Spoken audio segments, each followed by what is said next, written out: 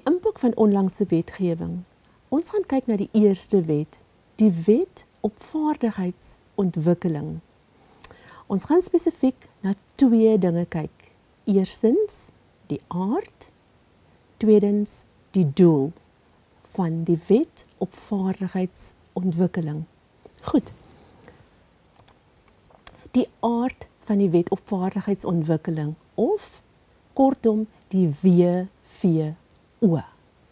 Punt nommer 1. Die wet is ontwikkel om gelyke indiensneming aan te spreek. Dit is 'n integrale deel van die nasionale vaardigheidsontwikkelingsstrategie. Hierdie nasionale vaardigheidsstrategie het ten doel om lewenslange leer met die behoeftes van die beroepswêreld te voorsien.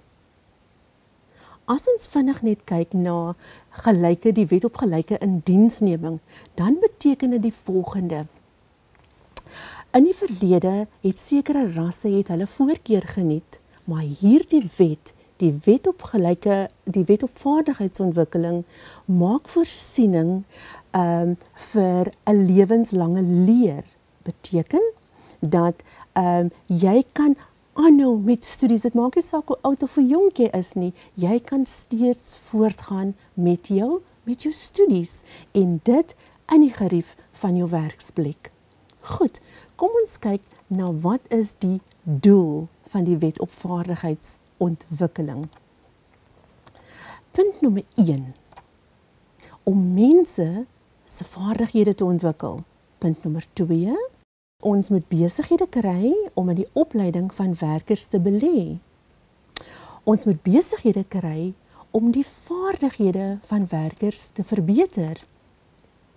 Om werkvooruitsigte van persone wat voorheen benadeel is, te verbeter. Die volgende punt wat ons gaan aanspreek, die werkplek moet as aktiewe leeromgewing gesien word.